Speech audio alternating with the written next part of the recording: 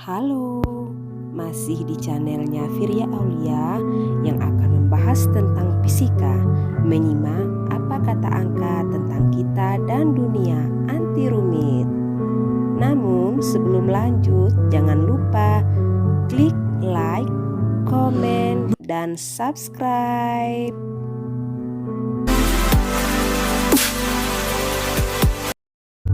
Kali ini kita akan membahas mengenai hukum kedua Kirchhoff.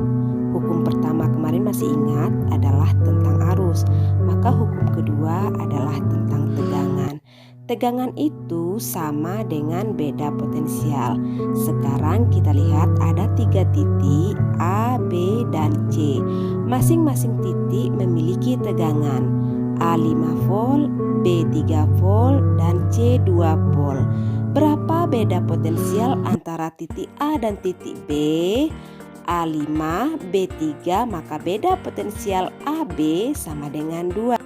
Beda potensial antara titik B ke C, B3, C2 adalah 1. Beda potensial dari C ke A, C-nya 2, A-nya 5 adalah min 3. Jika kita perhatikan secara keseluruhan, A ke B, B ke C, dan C kembali ke A, maka kita dapatkan nilainya 0. PBA ditambah PBC ditambah PCA sama dengan 2, ditambah 1 ditambah min 3 sama dengan 0.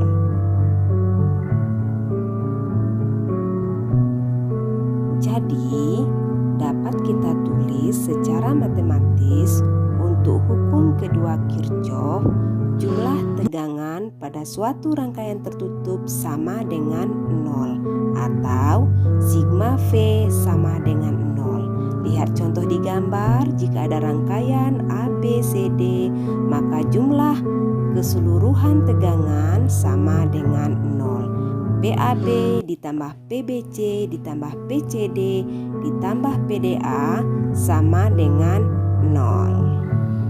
Versi lain dari hukum kedua Kirchhoff ini dapat ditulis dalam bentuk sigma E ditambah sigma IR sama dengan 0. Jumlah aljabar tegangan sigma V sama dengan 0.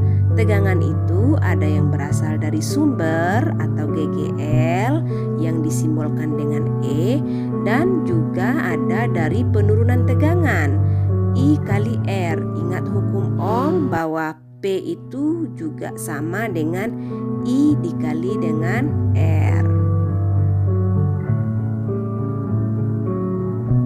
Kita lihat penerapannya pada rangkaian tertutup satu loop. Loop itu adalah garis hayal, bisa dibuat sembarang dengan aturan tertentu. Boleh searah jarum jam, boleh berlawanan arah jarum jam. Perhatikan rangkaian, ada 2 GGL, sumber tegangan E1 dan E2. Kemudian terdapat 3 R di sana, R1, R2, dan R3. Maka kita buat garis loop. Nah, dari gambar diketahui E1 6, E2 12, R1 2, R2 6, dan R3 4 ohm. Kita ikuti loop garis yang sudah kita buat. Jika saat mengikuti loop kita bertemu kutub positif lebih dulu, maka E positif.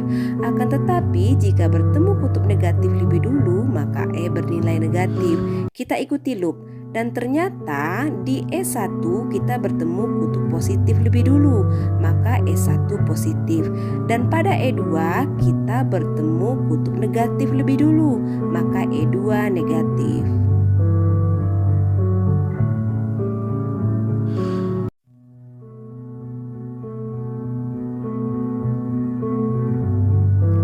Untuk lebih jelas mengenai aturan E, perhatikan gambar berikut. E positif apabila saat kita mengikuti loop bertemu kutub positif lebih dulu. E negatif apabila dalam mengikuti loop kita bertemu kutub negatif lebih dulu. Kutub positif yang lebih panjang, kutub negatif yang lebih pendek.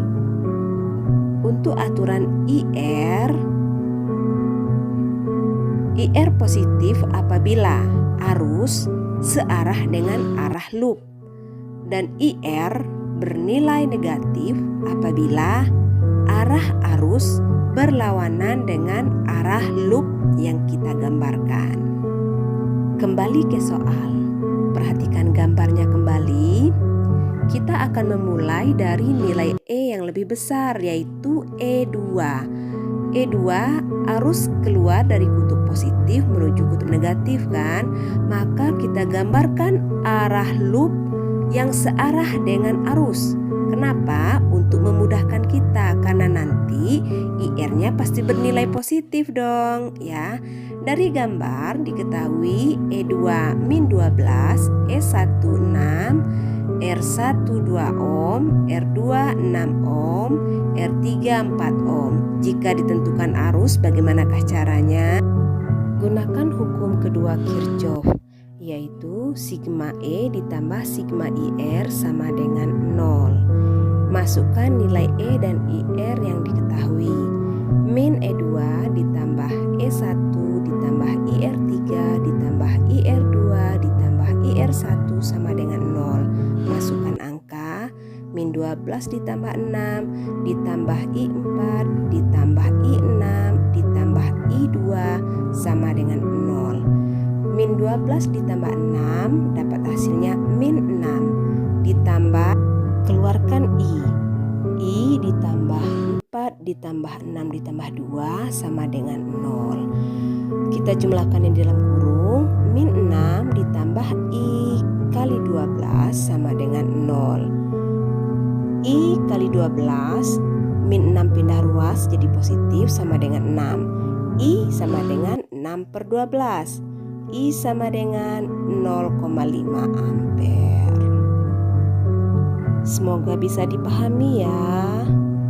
Sampai jumpa pada pertemuan berikutnya.